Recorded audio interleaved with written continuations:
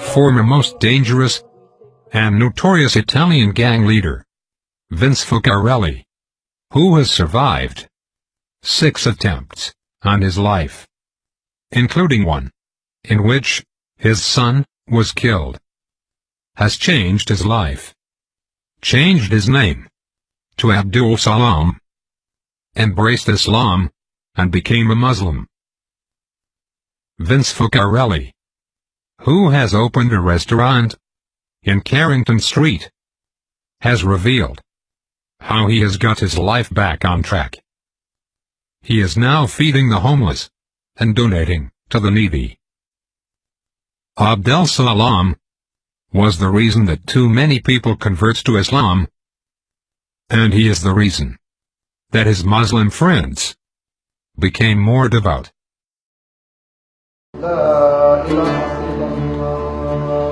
So has his Islamic faith.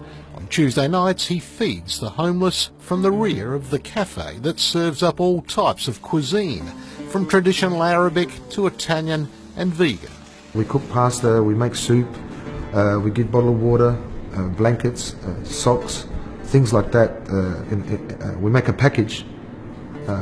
We probably can't cater for the 6,000 homeless that there is in South Australia, Adelaide, but we do the best we can every week to provide a service for them. He also uses his notorious past to help guide troubled youth here and interstate with a simple message. It's an evil way to live, and with evil comes evil, you know, and with evil and stuff like that, Frank, a lot of people suffer, not just yourself.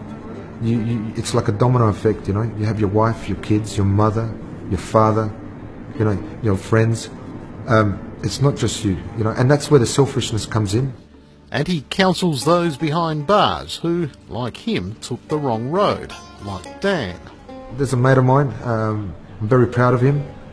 His name is Dan. He took the name of Yusuf. I want to send Ramadan Karim to him and let him know that all the brothers out here, I've been hearing about him. They're very proud of him for his change. What advice would you have for any young person out there today that may be taking the wrong fork in the road? It's not worth it. There's no light at the end of the tunnel, Frank. There's no pot of gold at the end of the rainbow. That's just, in my eyes, is a myth.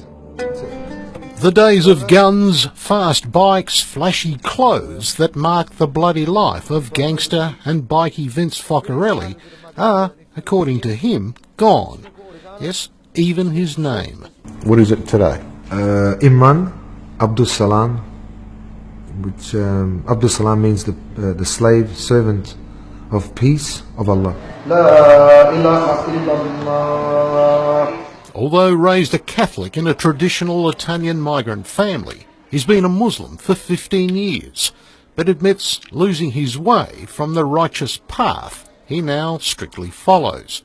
I chose that life the way it was meant to be lived, you know. I didn't make any excuses. I did what I did. So he hopped out of the back seat and then fired a number of shots into the car. Giovanni in the passenger seat was killed. It was the 6th attempt on Vincenzo's Now life. for the first time, Vince Focarelli opens up on his notorious criminal history. Look, Frank, the truth is that when you live that life and you enjoy living that life, the people around you that you're referring to and explaining, it didn't seem that way then. It felt normal. That, you know, that way of life was normality. Surviving 6 attempts to kill him. You've been a very lucky man. I've been a blessed man. Not a lucky man, a blessed man. Both Focarellis were hit several times. The shooting murder of his stepson Johnny. Did you feel that you wanted to take some kind of revenge, retribution? Absolutely. For those? Of course, Frank.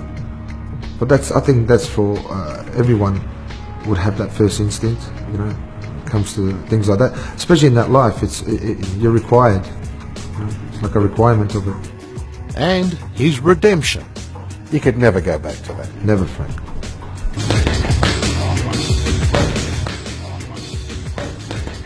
And says a combination of his Italian background and the Hollywood gangster mythology saw him take the wrong road. You know, I'm not embarrassed to admit it. It did, yeah. It influenced me in a big way. It led him to motorcycle gangs like the Hells Angels, the Comancheros, and then his own New Boys gang, setting up office in a tattoo parlour where violent rivalries often spilled into Hindley Street. Do you think at the time perhaps it was a rather selfish road to lead? Without a doubt. Anyone that lives that life, you know, I mean, it's up to between them and Allah to change, but that's not a life to live. You wouldn't, you know, I was educating and pretty much promoting that sort of lifestyle, recruiting, and you know, and I feel very silly, very ashamed. I have, to a degree, I don't think much of it because that was my journey. He won't talk about the gangs in any detail, nor why they wanted him dead. 2 Hells Angels associates blew themselves up trying to deliver a bomb to his home. Were you living in fear yourself after all that? Look, Frank, like I said, the best way I can answer that fear factor wasn't as great as it should have been, because then, you know, maybe the decisions would have been made a lot simpler. I was concerned about my family, and I had no time to be concerned about myself. I chose that life, like I said, and whatever came at me, I took it on the chin for myself, but the concern was for the family. But his family did become targets. Police say the video leaves no doubt that Focarelli knows who killed his son. He is not cooperating whatsoever. While sitting in a car, Vince and his stepson Johnny were hit by a hail of bullets.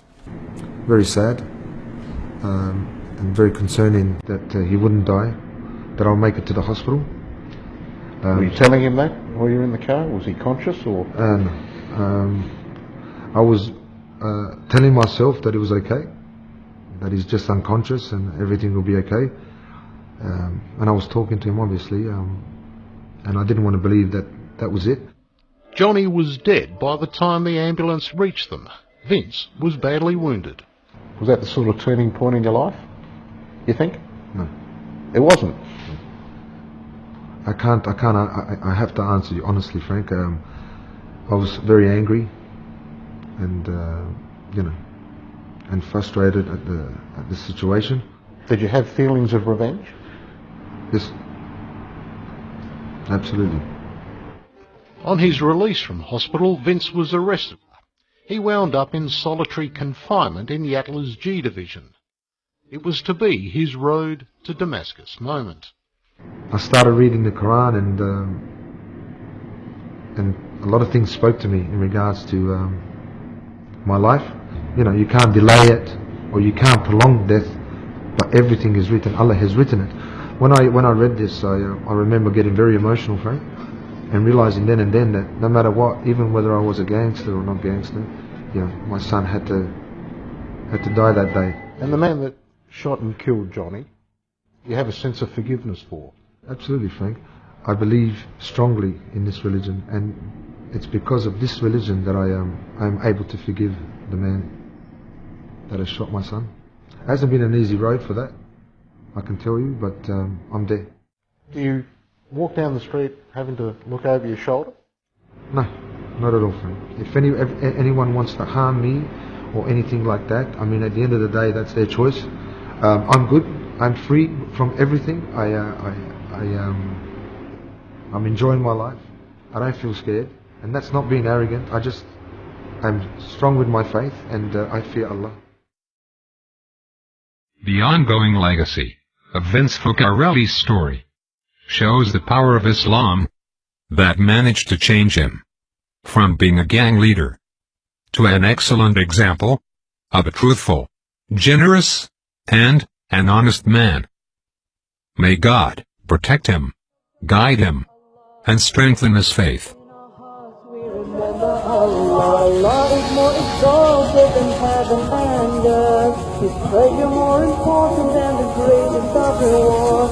Allah is greater than any praising of men. So in word and deed and prayer we say, Allahu Akbar, Allahu Allah, Allahu